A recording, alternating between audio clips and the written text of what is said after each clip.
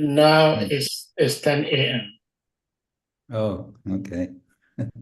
So Hare Krishna, dear devotees, please accept our humble obeisances. All glories to Jagat Guru Srila Prabhupada, all glories to Gurudev, all glories to His Holiness Krishna KSHETRA SWAMI Maharaj, and all glories to assembled Vaishnava devotees, Vaishnavi devotees. Devotees, we are very much blessed and honored to have the presence of His Holiness Krishna KSHETRA SWAMI Maharaj, who will be speaking to us from the Srimad Bhagavatam, the Nectarian Srimad Bhagavatam today. So, of course, Maharaj is not new here. He's been so generous, so kind to be with us. Oftentimes, he may have a very, very tight schedule, but he still tries to make it here. And Maharaj, we can't thank you enough for that. So without further ado, we may put the verse on the screen, and Maharaj, you take it over from here. Hare Krishna. Hare Krishna. Thank you, Prabhu. Nice to be with you again.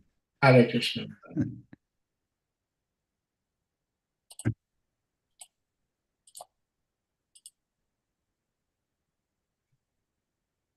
Ah, there it is. Okay. So,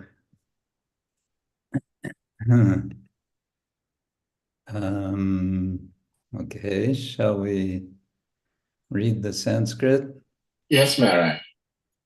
Okay. Om Namo Bhagavate Vasudevaya. Om Namo Bhagavate Vasudevaya. Om Namo Bhagavate Vasudevaya. Devadvishang Nigamavartmani Nishtitanam Purbhirmayena Vihitabhiradrishaturbi Lokangnatang Mati Vimohamati Pralobang Veshang Vidhaya Bahubhashata Opadharmyam. And yeah. Let's go straight to the translation, since we're starting a bit late. Translation and purport by His Divine Grace A.C. Bhaktivedanta Swami Srila Prabhupada. Translation: when the atheists, after being well versed in the Vedic scientific knowledge, annihilate inhabitants of different planets, flying unseen in the sky on well-built rockets prepared by the great scientist Maya, the Lord will bewilder their minds by dressing himself attractively as Buddha and will preach on sub-religious principles.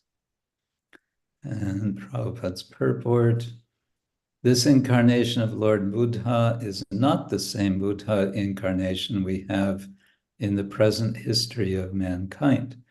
According to Srila Jiva Goswami, the Buddha incarnation mentioned in this verse appeared in a different Kali age. In the duration of life of one Manu, there are more than 72 Kali Yugas, and in one of them, the particular type of Buddha mentioned here would appear. Lord Buddha incarnates at a time when the people are most materialistic and preaches common sense religious principles. Such ahimsa is not a religious principle itself, but is an important quality for persons who are actually religious.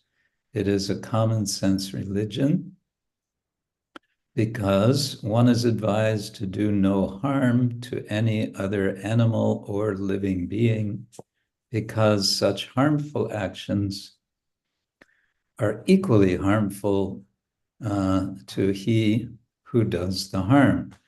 But before learning these principles of nonviolence, one has to learn two other principles, namely to be humble and to be prideless. Unless one is humble, and prideless, one cannot be harmless and nonviolent. And after being nonviolent, one has to learn tolerance and simplicity of living. One must offer respects to the great religious preachers and spiritual leaders, and also train the senses for controlled action, learning to be unattached to family and home, and enacting devotional service to the Lord, etc. At the ultimate stage, one has to accept the Lord and become his devotee. Otherwise, there is no in religious principles. There must be God in the center. Otherwise, simple moral instructions are merely sub-religious principles, generally known as upadharma, or nearness to religious principles. So,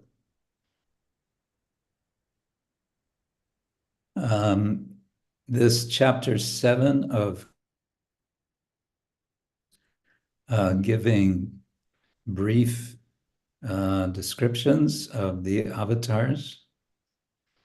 And one might wonder, why are we getting this again after we got it already brief listing in chapter 3 of Canto 1? Well, there's a general sense we get in the Bhagavatam that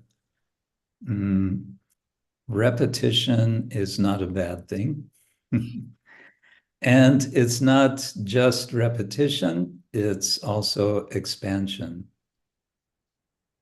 Canto 1, chapter 3, as I remember, all of the verses are in the short anushtup form of 8 syllables per line. Whereas here in chapter 7, canto 2, I believe they're all 14-syllable lines, which makes the verses a Sharada Tilaka meter. So the verses are longer, and that means they include more description. And unlike in the first canto, chapter 3, where each avatar is given just one verse of description, in this chapter, sometimes there's more than one verse. Sometimes it's 2 verses to describe one avatar. And when it comes to Lord Krishna, at the end of this chapter, there are 10 verses, if I remember correctly, 10 verses that are summarizing Krishna's pastimes when he appears in the world. So, yeah. So in the context of the description of avatars, we get this mention of Buddha, who is not mentioned by any name in the verse itself, but which we understand refers to Buddha. Why? Because Jiva Goswami tells us that. And also, I would suggest because it briefly, ever so briefly, echoes a quite detailed description in the Vishnu Purana, where Lord Vishnu agrees to the request of the demigods to help them when the Daityas have overwhelmed them. Vishnu agrees to help. And how is he going to help?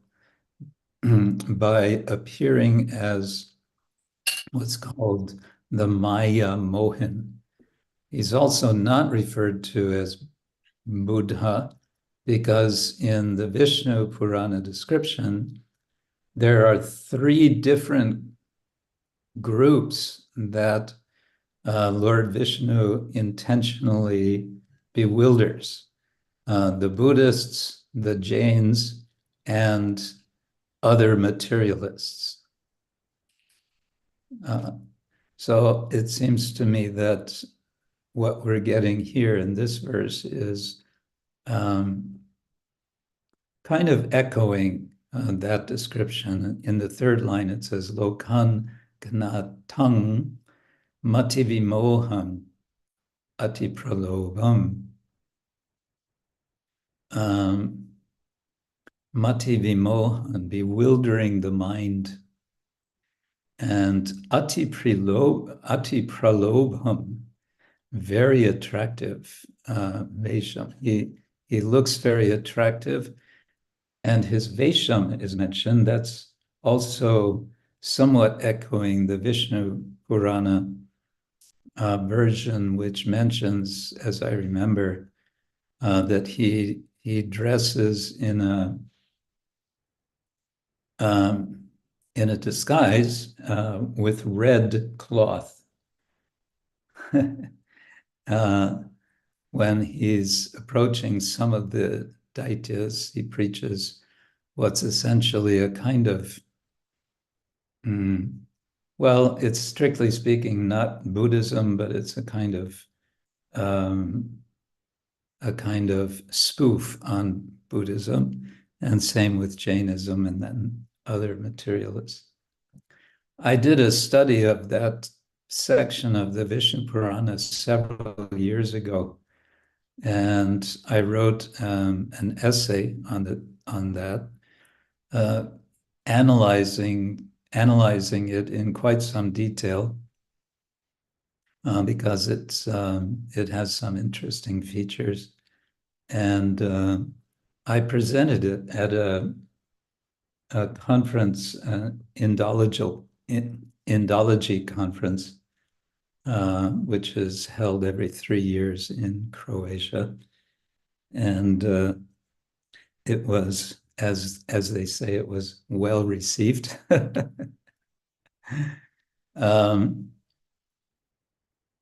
Yeah, what Prabhupada is saying in the purport, of course, is what we might want to say is of most import for us in his explanation of how ahimsa specifically is the sub-religious principle referred to. In the Sanskrit of the verse, it says, Bahubhashate opadarmyam. Bahubhashyate, he will say, or he will speak in so many ways, which you could say is a way of saying he will be speaking nonsense, which of course is very ironic. Here we have the Supreme Personality of Godhead himself, and we generally understand if the Supreme Personality of Godhead speaks, he's speaking the absolute truth. And so there's no,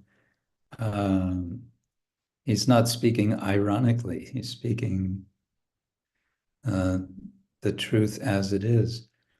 But here he is taking on the position, the form of Buddha, and he's intentionally bewildering these persons who are described as Deva Dvisha, as envious of the devotees.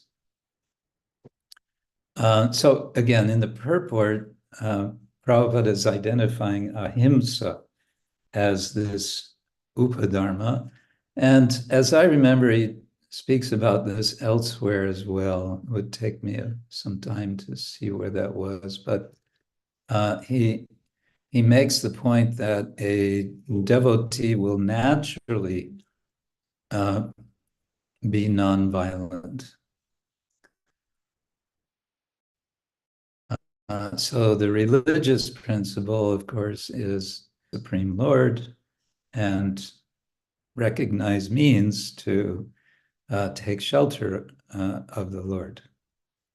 Mata Bharataram Nanya Kinchirasti Dhananjaya Mai Sarvamidam Protam Sutre Manigana Eva, recognizing that everything is depending on the Lord like so many pearls on a string. Or Aham Sarvasya Prabhavo Matta Sarvam Pravartate. Everything is coming Matta from me, Krishna says. And then iti matva bhavan, what is it? Iti matva bhajante mam buddha bhava samanvita. When one acknowledges that there is a Supreme Lord from whom everything is coming, then what is the natural thing to do? The natural thing is to then worship him. Buddha bhava samanvita, with great resolve, great determination. And so in this purport, Prabhupada says, it is a common sense religion because one is advised to do no harm to any other animal or living being. He's referring here to Buddhism as being a common sense religion, which is an interesting way of putting it. It's common sense. In other words, it doesn't take a lot of intelligence. And also, another way to understand that is it's not necessary to have a Vedic injunction of ahimsa because it's common sense. Everyone can understand. Of course, many times Srila Prabhupada, when speaking about Buddha, Lord Buddha, would make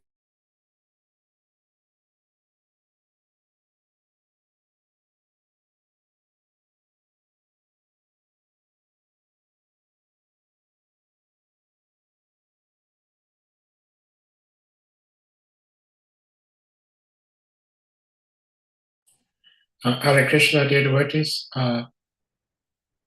Since Maharaj is having connection difficulties, so we'll wait for a minute or so. And then Maharaj will I'm back. Yes, thank you, Maharaj. Sorry. Okay.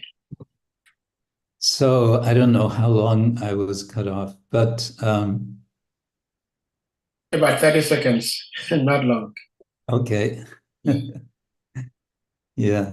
So Prabhupada explains that the Buddha's method of getting the Brahmins to stop Vedic sacrifice was to himself reject Veda altogether, because they would argue that we're just doing what it says in the Veda, in Vedic ritual texts. So Buddhadev would say, well, forget about the Vedas. Forget about the Veda and just listen to, actually the emphasis in Buddhism, from the bit of reading I've done of Buddhism, the emphasis is very much on experience and reason.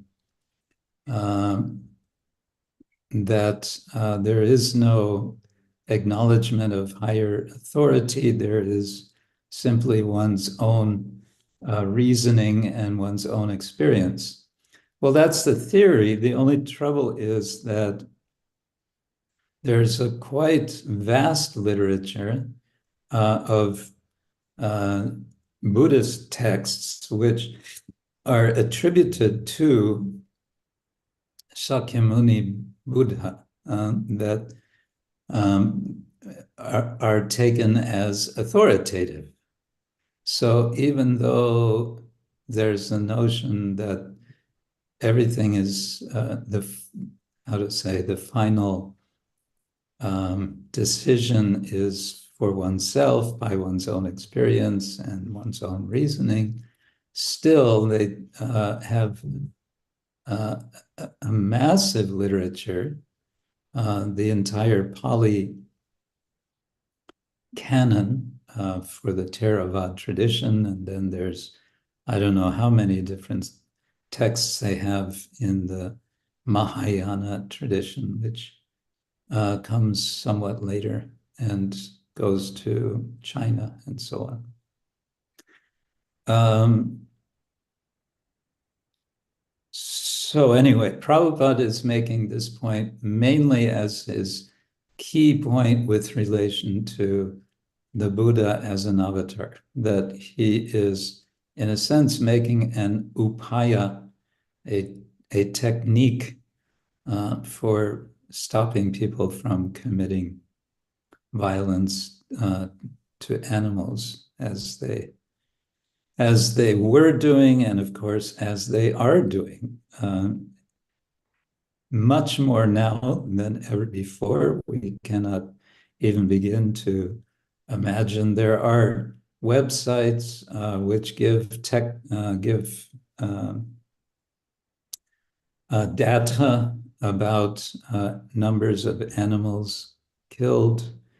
Faunalytics is one website you could find, and it's very disturbing information what's given there. Approximately 34,000 cows per hour globally are slaughtered.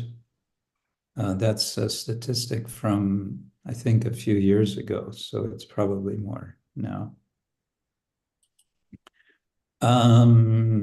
Perhaps it would be interesting now, since ahimsa is found as a principle in the Yoga Sutras of Patanjali, and much of what's in the Yoga Sutras can also be found in the Bhagavatam. Patanjali seems to have been himself a theist, and one devotee scholar has given reasons why it would be reasonable that he was a Vaishnava, but he might have been a Shaiva. But because he encourages what he calls Ishvara Pranidhan, which can be translated as simply worship of the Lord, he doesn't specify which Lord, because he wants his Yoga Sutras to be sort of non-sectarian. He wants them to be as widely accepted as possible. But he famously speaks or writes about Ashtanga Yoga, the eightfold yoga system. The first session, the first limb of which is yama, or restraint. And restraint, yama, consists of 5 principles, the first of which is ahimsa. And it's explained by the commentators on the Yoga Sutras, at least by a couple of the commentators, as I remember, that ahimsa is the foundation for the practice of yoga. It's a foundation for all the other 4 aspects of yama and the 5 aspects of niyama, or practices in particular. And so one could take, as I said, ahimsa can be seen as a foundation for yoga, but it can also be seen as the result of yoga. Srila Prabhupada emphasizing, we could say, with respect to bhakti yoga, the latter. It's a natural function from the practice of bhakti yoga.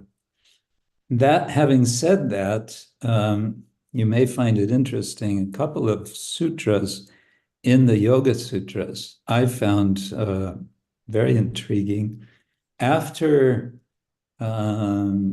Patanjali explains about the yamas and niyamas very briefly. Then he goes into, he gives a very interesting hint about how to be successful in practicing ahimsa and so on. And this is how he does it. I'll just refer to two of his sutras. The first is a short one. It goes Vitarka Vadane Pratipaksha Bhavanam, which means upon being harassed by negative thoughts, one should cultivate counteracting thoughts, which is a very nice principle in general.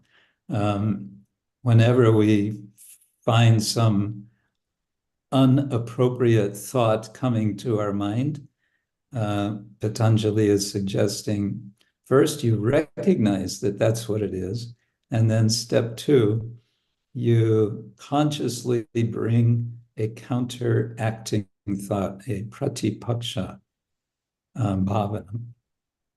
And then in the next sutra, which is somewhat longer, he gives some further detail of how to do that. And it goes like this, and I will read. It says, Vitarka himsadaya krita karitanu modita lobha krodha moha purvaka mridu madhyadi matra dukkha jnana anantapala iti pratipaksha bhavanam. He's unpacking what is this process of pratipaksha bhavanam, and he's giving an example of a bad thought, a negative or a perverse thought. Specifically, what is that? Himsa.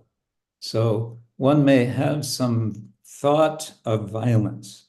So the translation of the sutra goes like this: negative thoughts are violence, etc.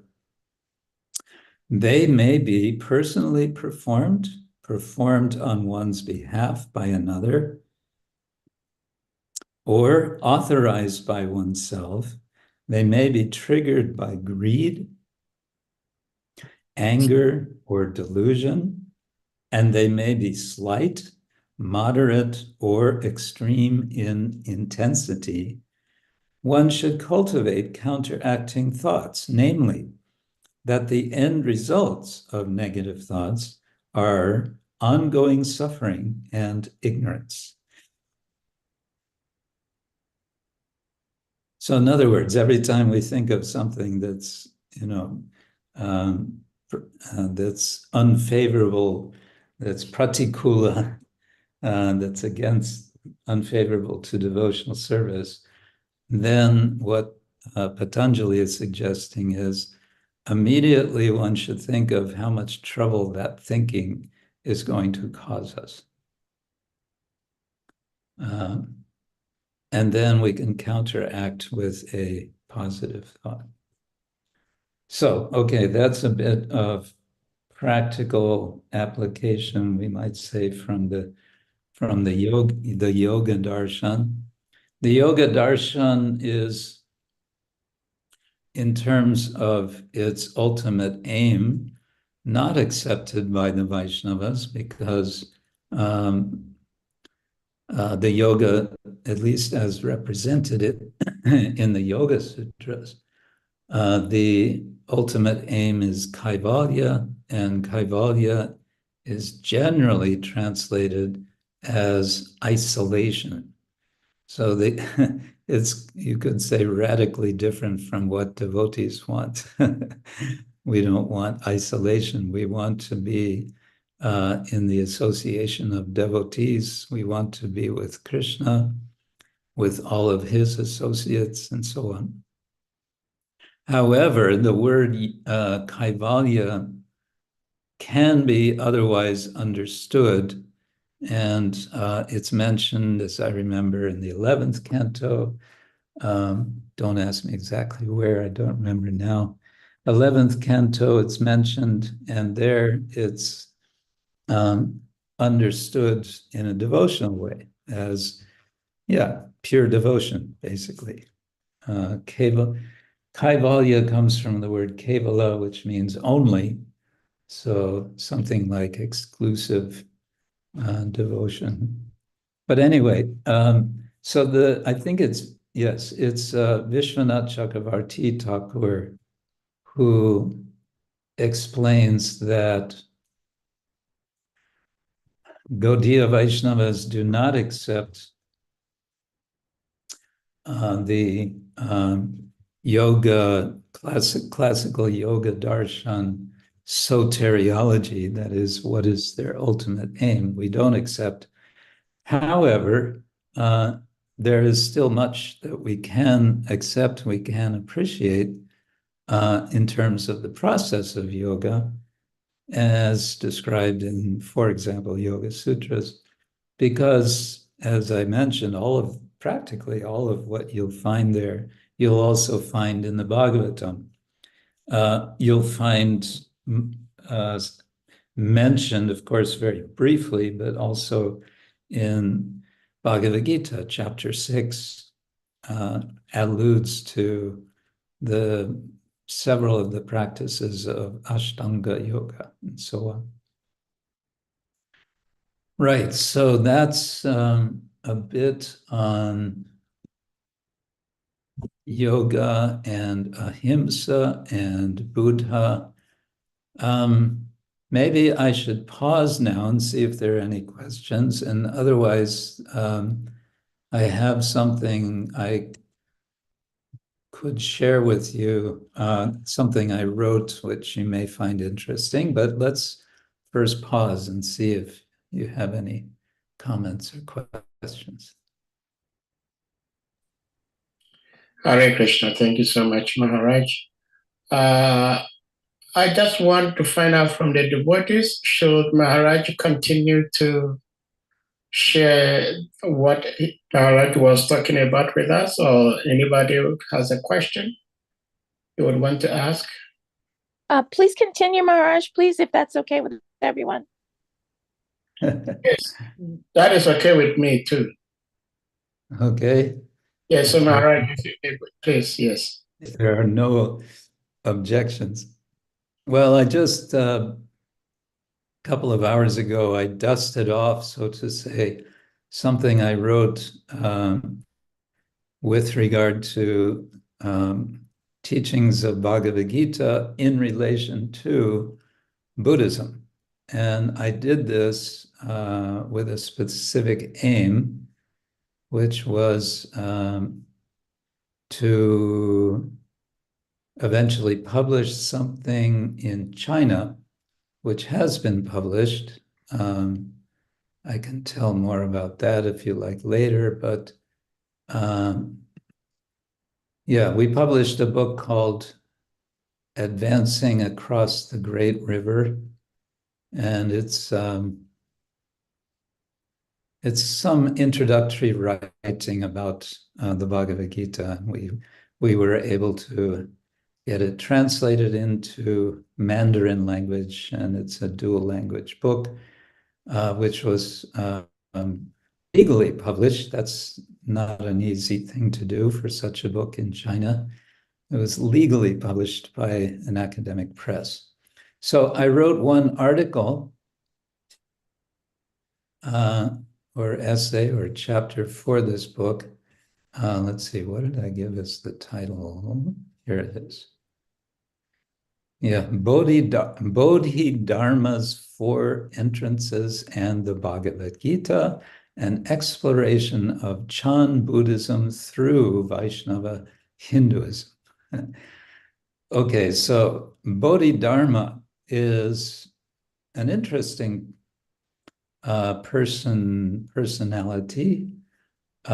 History has it that he was a Brahmin in South India, living in the 5th century of the Common Era. And in around 475 Common Era, he left India and went by boat, by ship, to southern China. And there he founded, essentially, a new form of Buddhism, a meditational form of Buddhism called Chan. We've all heard the word Zen Buddhism from Japan. So the word Chan became Zen in Japanese, and the word Chan is generally understood to be derived from the Sanskrit word dhyana, D-H-Y, long A-N-A, dhyana. So he's a kind of founder acharya of this Chan Buddhism, which became popular. Buddhism was already popular in China. It had been supported by emperors in China, and there were already so many temples and so many priests and so on. But there was a feeling that it had become too much institutionalized.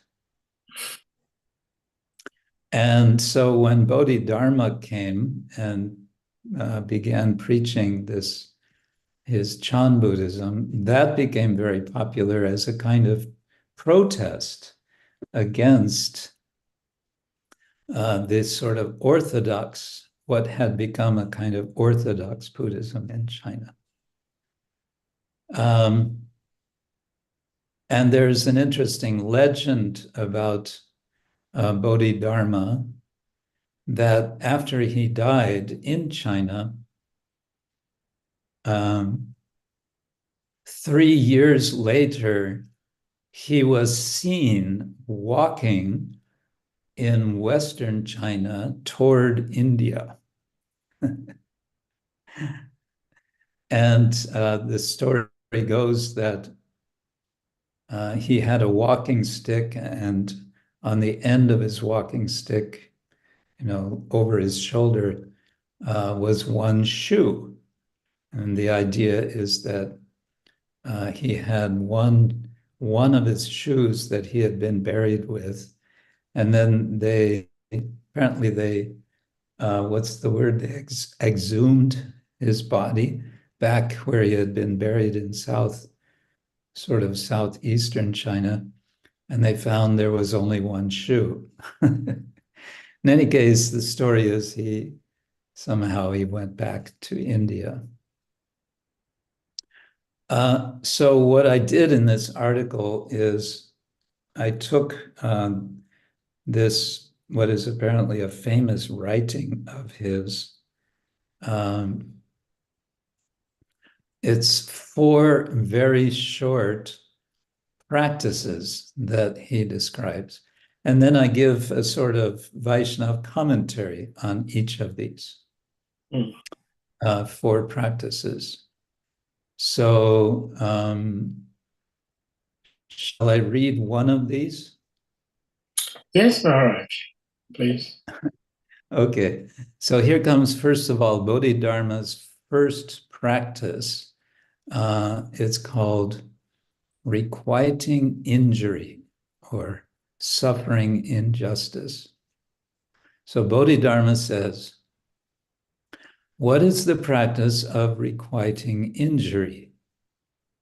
If the practitioner who is cultivating the path encounters suffering, he thinks to himself, quote, I, from the past, across innumerable eons, have become estranged from the root and followed after the branches, having flowed along in various existences, producing a great deal of ill will and hatred, antagonizing and harming others endlessly. Though there is no transgression on my part in the present, this suffering is the ripening of bad karma fruits of the faults of my past lives. It is something that neither the gods nor men have put upon me. With satisfaction, I will bear and accept it, with absolutely no ill will or complaining. The sutra, some unidentified sutra, says, quote, when you meet suffering, do not be sad. Why? Because you comprehend the underlying reason behind it, unquote. When this thought arises, one is yoked with principle. Taking ill will as an opportunity, one advances on the path, and therefore it is called the practice of requiting injury. Okay, so that's what Bodhidharma says. And to that, I say, Bodhidharma refers to the ripening of bad karma fruits as the source of our experiences of suffering. The notion of karma, literally action, as the basic mechanism of a moral universe within which all beings live, thrive, and suffer, has been widely accepted since early times in South Asia. What Bodhidharma offers here is an example of how one who practices meditation can best think about his or her experiences of trouble. Although we cannot remember specific events in our past, especially from past lives, the suggestion is that we do well to assume ourselves to be responsible for what we now receive. Having produced, quote, a great deal of ill will and hatred, antagonizing and harming others endlessly, unquote, it is no wonder that we suffer today, nor is there any reason to blame others for our present suffering. In the Bhagavad Gita, Krishna's very first practical instruction to his student Arjuna is to practice tolerance of experiences characterized by duality, in particular heat and cold, or happiness and distress, knowing them to be transitory. This ideal of mental equanimity echoes throughout the Gita, and in chapter 6, which is specifically about meditation, Krishna brings the point to a deeper level when he says, quote, well-wisher, friend, enemy, stranger, neutral, inimical, relative, saint, and even sinner, in relation to all these, equal regard is prized. Significantly, it is immediately after this statement that Krishna begins to outline favorable details for practice of meditation, such as the importance of being situated alone, being free from desire, and making no claims of ownership.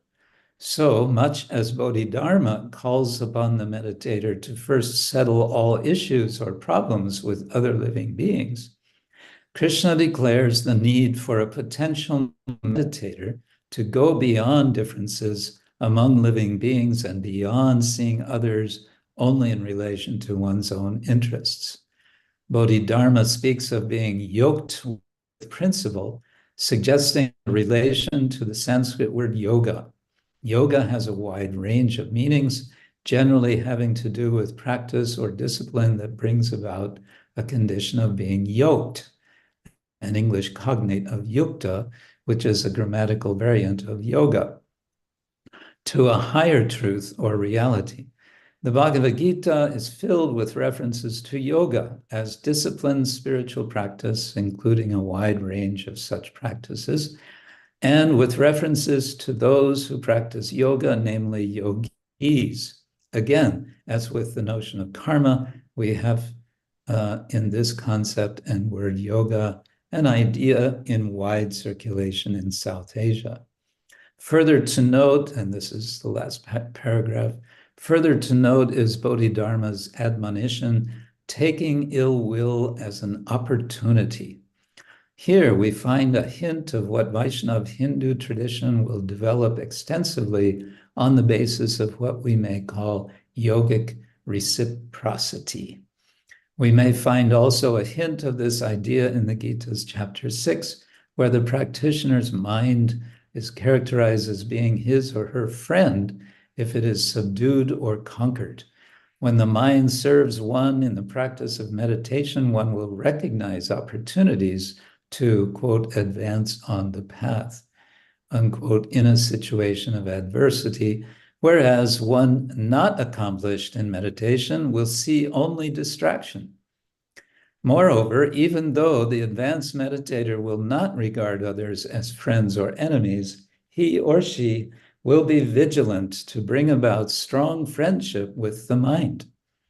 Also, we should note that although Arjuna is urged to rise above seeing friends and enemies, he is also ordered by Krishna to fight with fortitude in the ensuing battle with his cousins, and thus to fight for the good, for justice. And then I go on to Bodhidharma's second practice. So my aim in that whole essay is not to sort of bash Buddhism, but rather to make a sort of friendly approach. Buddhism, as I said, is very much established since well over close to 2,000 years in China. So better to make friends with him than to make enemies. Okay, that's I think that's pretty much what I would have to say. Going back maybe to the verse once more briefly, the translation. When the atheists, after being well versed in the Vedic scientific knowledge, annihilate inhabitants of different planets, flying unseen in the sky on well-built rockets prepared by the great scientist Maya. Oops, I just have to move something. Okay. The Lord will bewilder their minds by dressing himself attractively as Buddha and will preach on sub-religious principles. So it's interesting, the translation indicates that this is future tense. And the idea, of course, being that this is an ongoing program. The Lord appears and he appears again in cycles. So Jiva Goswami can say, no, this is referring to a previous incarnation of Buddha. But in the verse it says, in the future he will appear. Well, it can go both ways, so to say, past and future. Hare Krishna.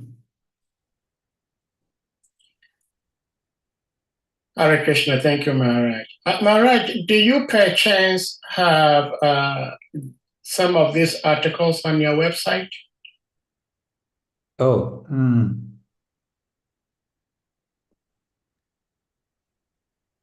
good question. I think I've been rather delinquent in making such things available. But good that you remind me. I should upload that. Yeah, some of us would like to read it. It's nice hearing you read it, but I think it will be easier to be absorbed much Yeah, I know. easier if we read it ourselves. Right. Yeah. Well, thank you so much, Maharaj. So devotees, does anyone have a question, comment?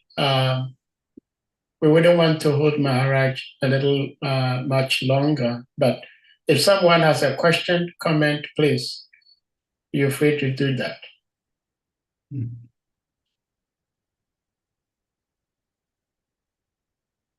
Looks like we have a quiet group today. Hare Krishna. Hare Krishna, Mitra, please. Go ahead. Please ignore the humble obeisances. All glories to Srila Prabhupada Maharaj. Thank you so much for being here. Say. The information you gave was, very insightful, and for some reason, seeing, our process of bhakti yoga and, when and how it's taught, in some ways, appeared to certain people to be different than what you read, but there's a lot of correlation, of course, because it's about connecting the soul.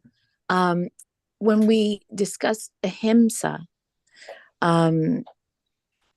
there are, in some communications I've had with people, an understanding that even though it's violent, if it's done for the right reason, or for a reason that is perceived right, then it's okay. Would you please speak on that? Oh, that can be a big subject. Well, we could agree with that, especially in the context of the Gita. We understand, of course, that Arjuna was being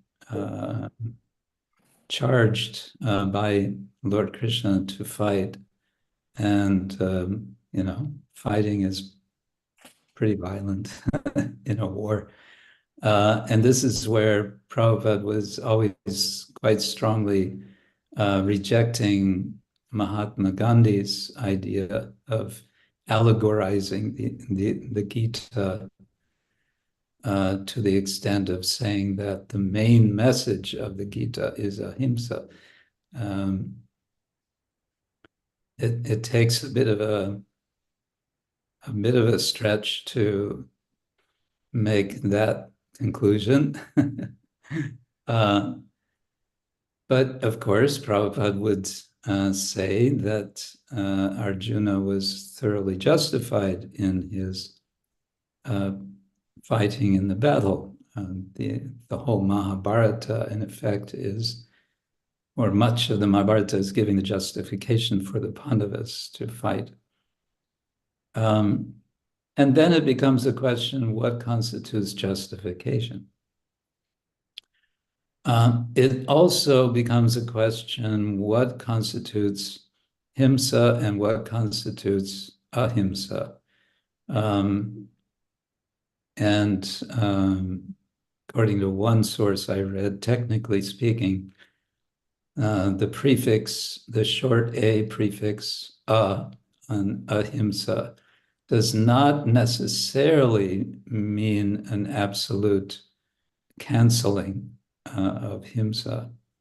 That technically in the Sanskrit language, the negative particle can have a whole spectrum of meanings. Not something we usually hear about. Another possibly relevant point, it's been noticed by some scholars that there's another principle in the Mahabharata which is strongly praised, and that is anrishansa. What is anrishansa? It means non-cruelty. And so it can be argued that, there's a difference between non-violence and non-cruelty. Some violence may be required in certain circumstances, depending how you interpret the word violence.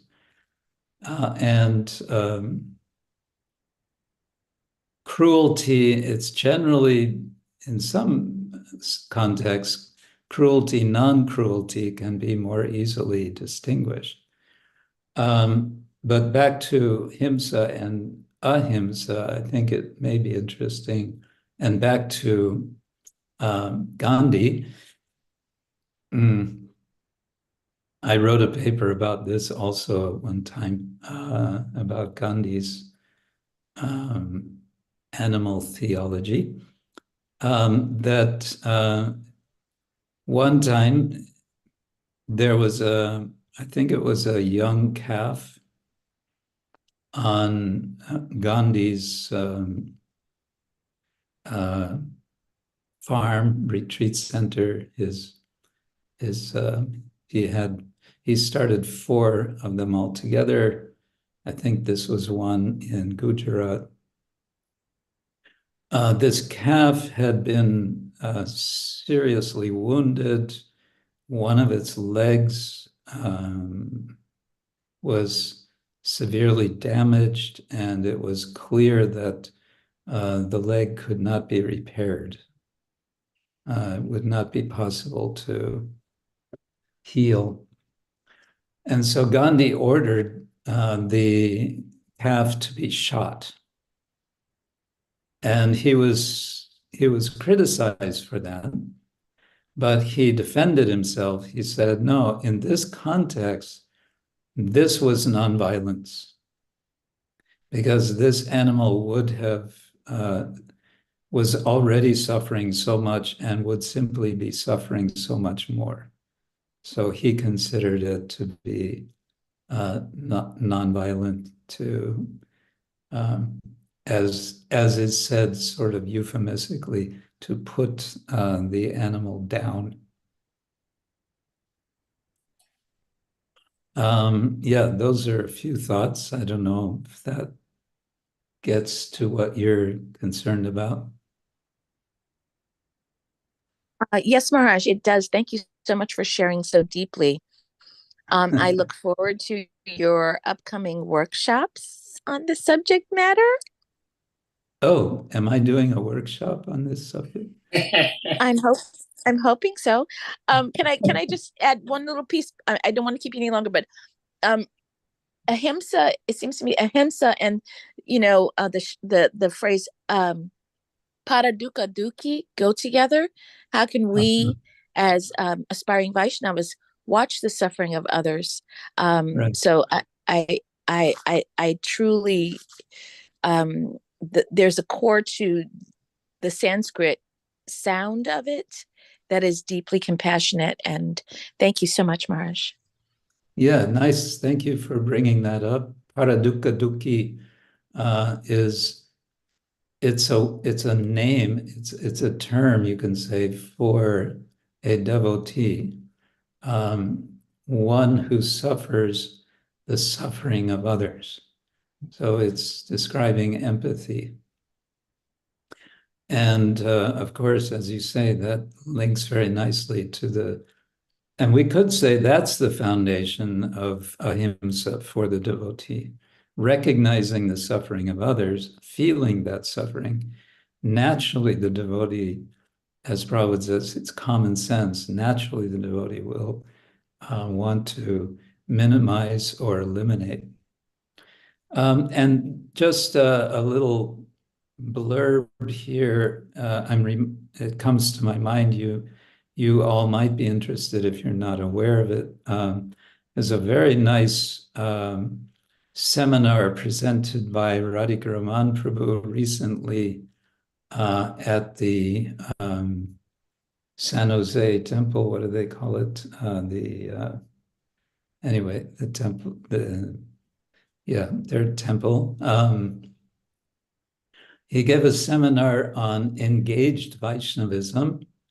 That's not exactly I think that's in the subtitle, but I don't have right with me the title, but it was a recent seminar, 3-part seminar, I believe. So he, in a very nice analytical way, shows how Vaishnavas are engaged in the world. It's not that Vaishnavas reject the world and simply act indifferent to the suffering of the world.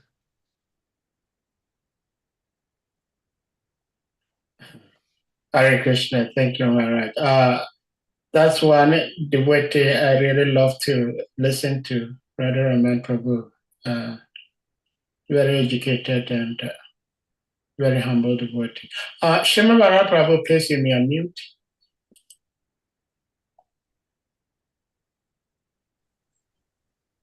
Okay, Dandava Pranam Maharaj.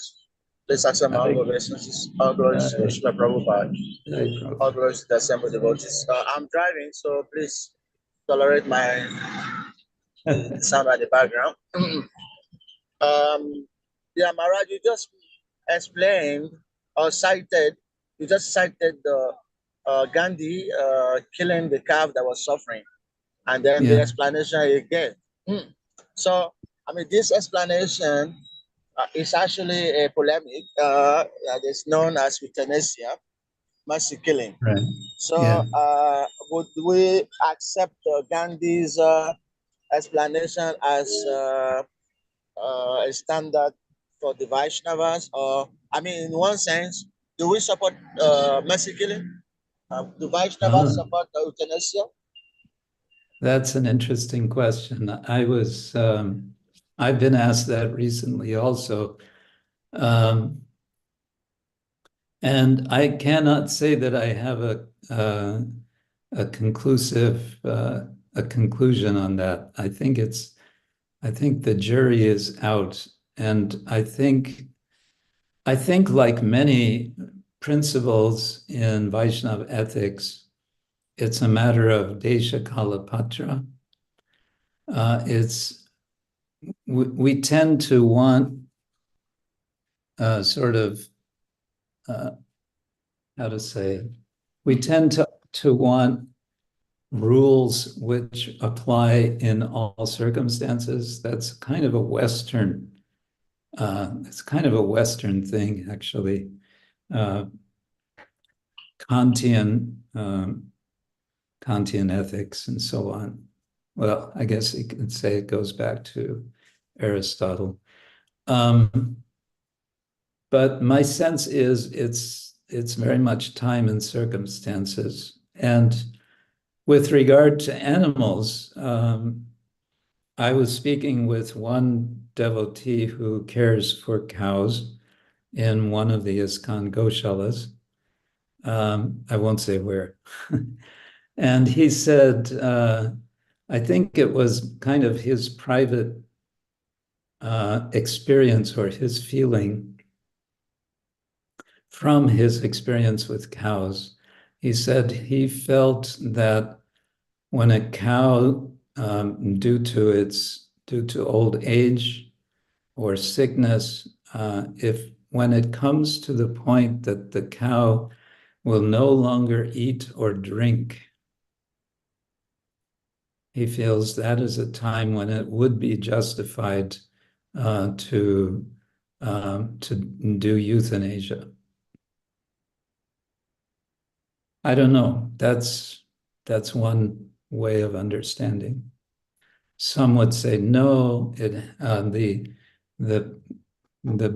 person, the animal, has to play out their entire karma, whatever it is. So yeah. So I have mixed feelings about that. Hare Krishna. A follow-up. Yeah, go ahead. Well, Maharaj, because you have given an inconclusive answer, so I would like to give an argument against euthanasia, which can be very convincing on the Vaishnava Siddhanta, where according to our Siddhanta, each entity, living being, has a prescribed time to use in the body. And our argument for not killing them is that we are depriving them from fulfilling that time span, and then they have to come back again to complete it. So the same argument is used against euthanasia, that if the time allotted to that soul to stay in that body has not yet expired, and you, in the name of mercy, put an end to that body, then it is you've acted against the law of karma. So how do you see that? No, that's kind of what I was suggesting, essentially. No, I think it's certainly a valid point and has to be considered seriously. But yeah, I don't want to commit myself one way or the other. Yes. Well, Maharaj, I think your stance is well appreciated. But I have a counter opinion, because actually I was going to ask this same question about euthanasia based on Mahatma Gandhi's stance on that wounded calf. Yeah. One is, well, we are human beings, and each and every one is allotted a specific time to live in a particular body. But because we are devotees, and Mother Mitravinda talked about Paraduka Duki, that is the basis of a devotee. That is the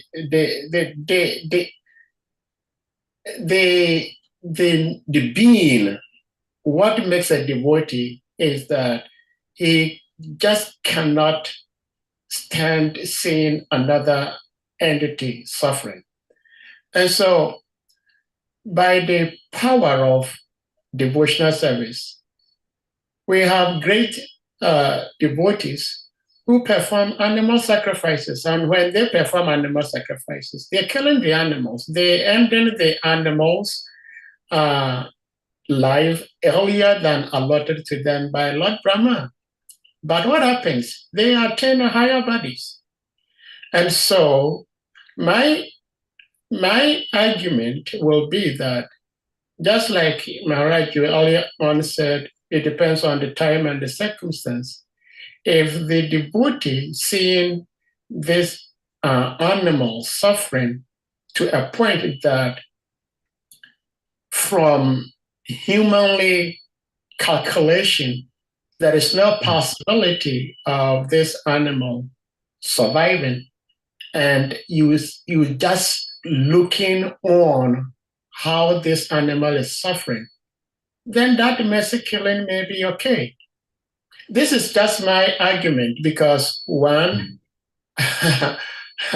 it's just like, especially in the US here, we have these politicians who are debating over abortion, that there's some wing say that under no circumstance should a woman have abortion. And the other wing says that, yes, we also do not want abortion, but due to circumstances, abortion may be allowed. So if we go by what my dear brother was saying, His Grace Varaha Prabhu was saying, then under no circumstance should abortion be ever allowed to take place. But sometimes it is a necessity that the mother gets abortion, because if she doesn't, she is going to lose her life. The fetus is going to lose its life. So would you prefer to save one life and lose one, or try to save one and lose both? So that would be a very nice debate I would like to participate in. You're stirring up all the coals of the fire. All right. Thank you. I see, Governor Prabhu, you have something to share. Hare Krishna Maharaj. Please accept my humble obeisances. All glories to you. All glories to Srila Prabhupada. Maharaj, thank you very much for your explanation to this ahimsa. You've given us a very broad explanation, because normally when you say ahimsa, most of us refer that to be the killing of the animals. But you made us understand clearly that ahimsa, we can also be ahimsa to our own. What happened? think we lost. Yeah, he touched what he was not supposed to touch. So he kicked himself out, but he will come back. He will come back, definitely. Yes. Srimad Maharaj Prabhu, do you still have your hand up? Or okay, Govinda Prabhu is back. Hare Krishna. Yeah, we can hear you.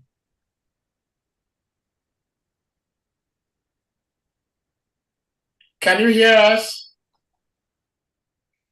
Apparently not. Yes. Yes. Hare Krishna. Okay, yeah. Hare Krishna. Yes. Hare Krishna, go ahead. Yeah.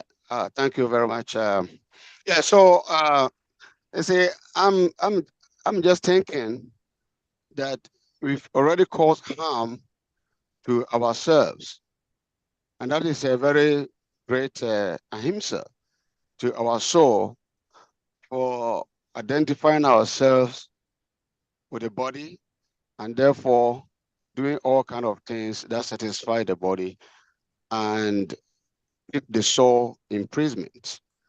And that's a great ahimsa that we cause to ourselves.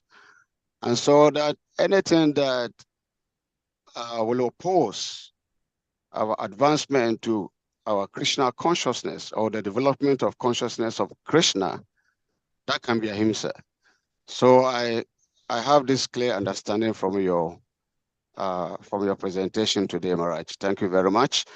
And concerning this argument, I would also say that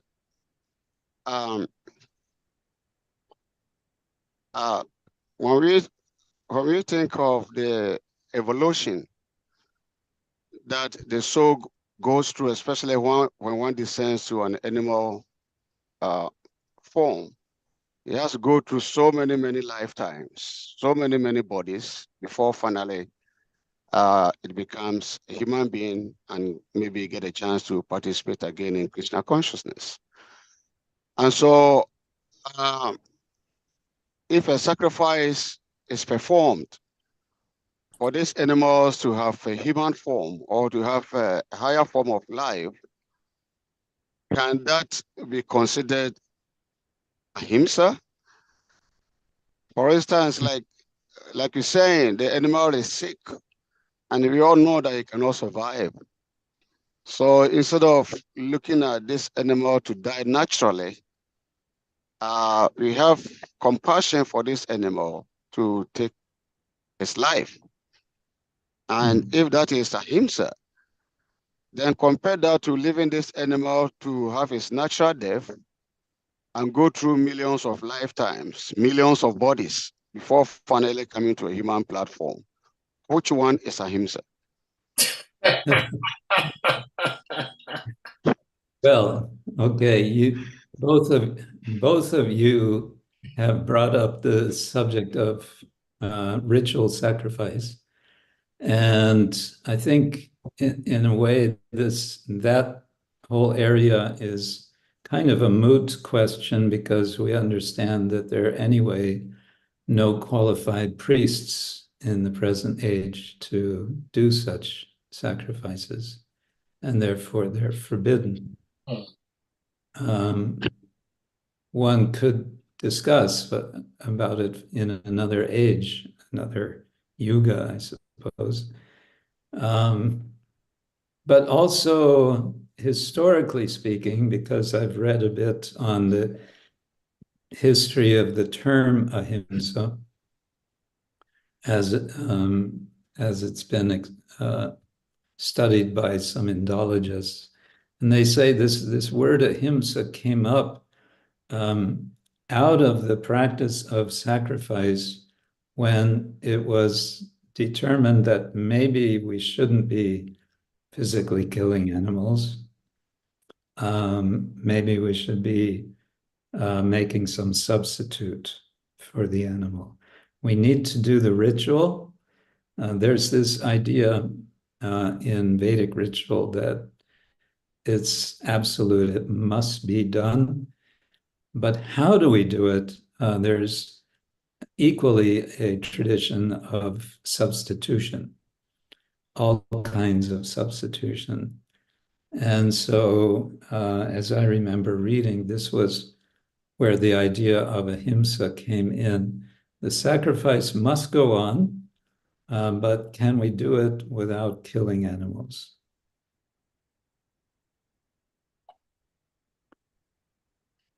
Anyway, it's a big topic. Shima Prabhu, please let me unmute. Thank you very much, Maharaj. So Sahadev Prabhu kind of tried to counteract by bringing him the question of or the subject of abortion. Yeah. But there are two different subjects. Abortion is nullifying the result of your own action. You invite the child to your sexual intercourse. Or even if it is a rape, you want to nullify the result of an action. So is that justified? That's the question. That's the big question about abortion. Can you deliberately nullify the concomitant result of your action? That is one. No. I'm not arguing. I'm just putting my point across. And then the second one, which is the mercy killing, euthanasia, is what you call a mercy. Your own, we may say mercy. There is that story of misplaced compassion. The child who wanted to help the butterfly come out of the cocoon, seeing the what is it called, caterpillar struggling, and then he put a knife across the cocoon to get it out, and then the butterfly dropped and he couldn't fly and died. Now the struggle, just like the Buddhist philosophy, the suffering and the struggle is meant for, it has a goal, a purpose to be achieved through that suffering. So if the caterpillar had been allowed to go through the natural process of squeezing itself throughout the cocoon, then the fluid in its stomach will descend, and then it will not come out with a bloated stomach, because when the child cuts through the cocoon, the flattening of the stomach was prevented. And then what it was trying to do, like a compassion, being compassionate, ended up to being a misplaced compassion. So arguing, trying to do violence or killing, which is not in any way given to us. We have no right over life and death. We are not like somewhere Prabhupada said, those who are given the right over natural matters like the sun, the moon. I mean, those who have control over natural forces. We do not, and we cannot take that into our hand to decide the death of somebody else. So that is my point. There's a difference between wanting to nullify the result of an action and wanting to show compassion, which may be a misplaced compassion because you do not see the whole result of what is happening. Thank you, Maharaj, for giving me the opportunity to say that. Thank you. Thank you. Thank you. Good. Okay.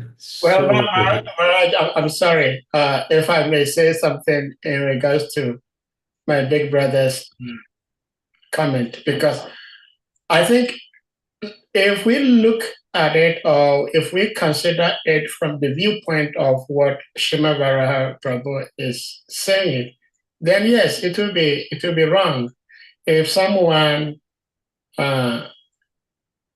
is pregnant based on her own decision of becoming pregnant, and then later on she decides to abort, then that is very wrong. But just like Mahatma Gandhi did, this calf was suffering to a point that from humanly calculation, there was no way this calf is going to get better and live. It's just going to suffer, and eventually die. And so when a woman becomes pregnant and congenitally has a problem, that is going to kill the fetus. And when the fetus dies, the woman is also going to die. This has been considered by medical experts. And if they come up with a conclusion that if the fetus is aborted, then the mother's health is going to be intact. So that is not the same as someone just becoming pregnant out of lust and wanting to abort the fetus. That is a different story, but it's a medical condition which is putting both the fetus and the mother at risk. And experts are saying that if the fetus is aborted, which has maybe less than 1% chance of surviving, that would save the mother's life. That is what I'm talking about. So that, I believe, falls in line with euthanasia, in the sense that you just do not want to see this animal or this person go through so much pain and no chance.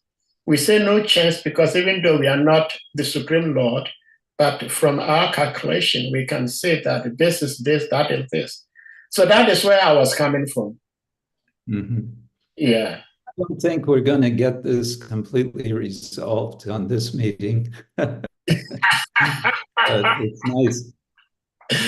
Of course, we discuss everything. Yeah, maybe that is something we can have, maybe an in-service or some sort of. I've also written one article many years ago on abortion, which I wrote for a course that I was attending at university.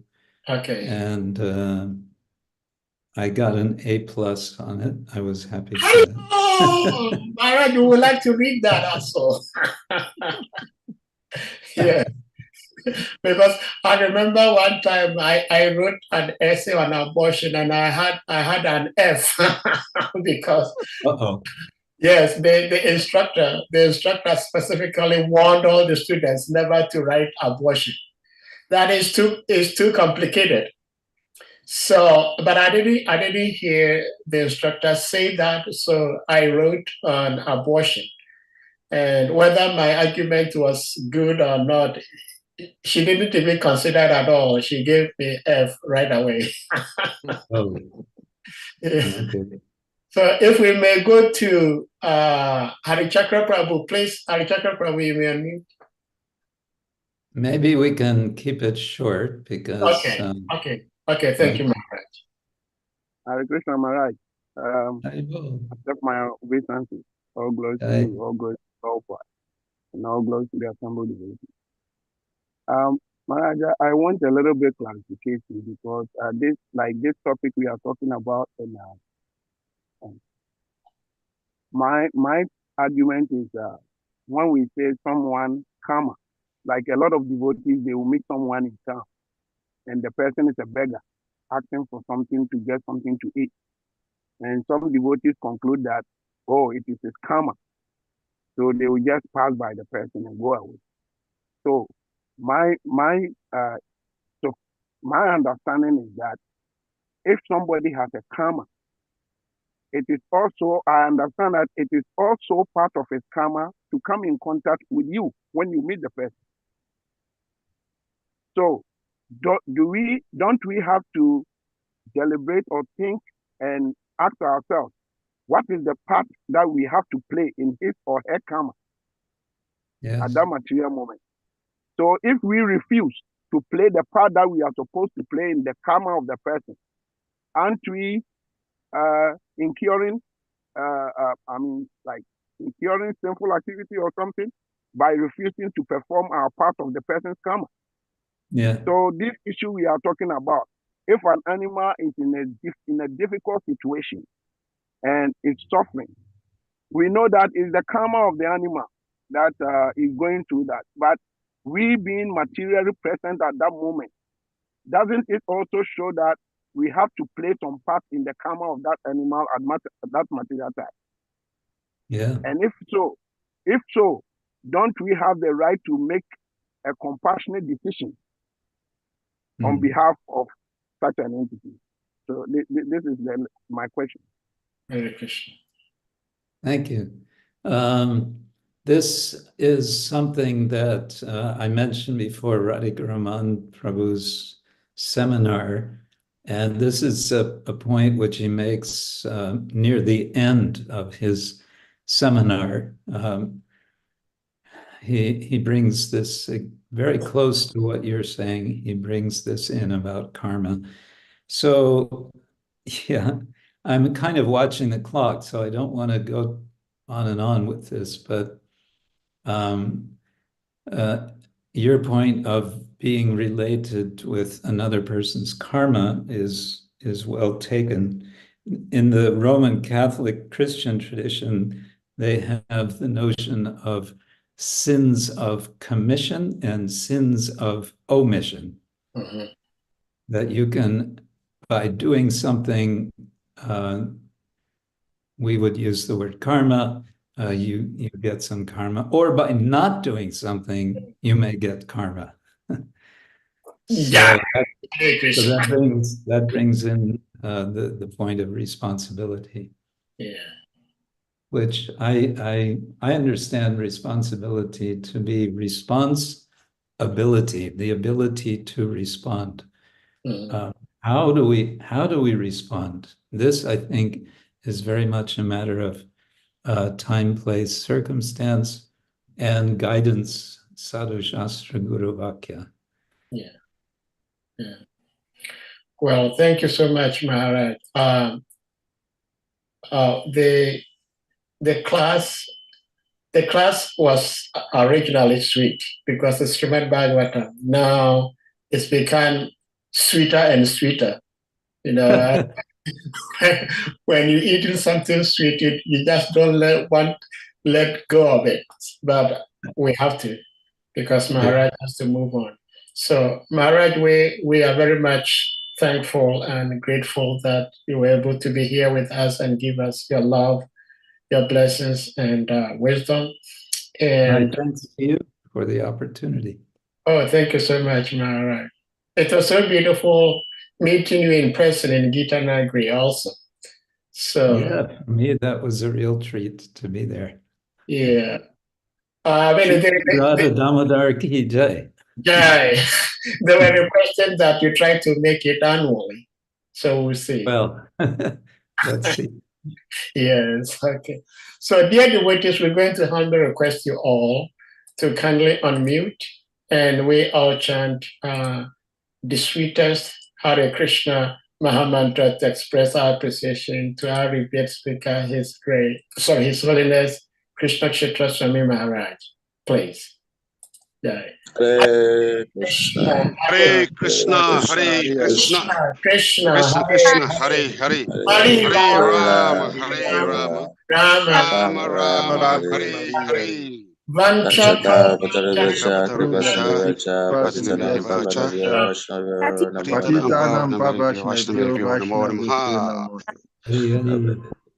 glories to Holiness Krishna KSHETRA Swami Maharaj ki jai.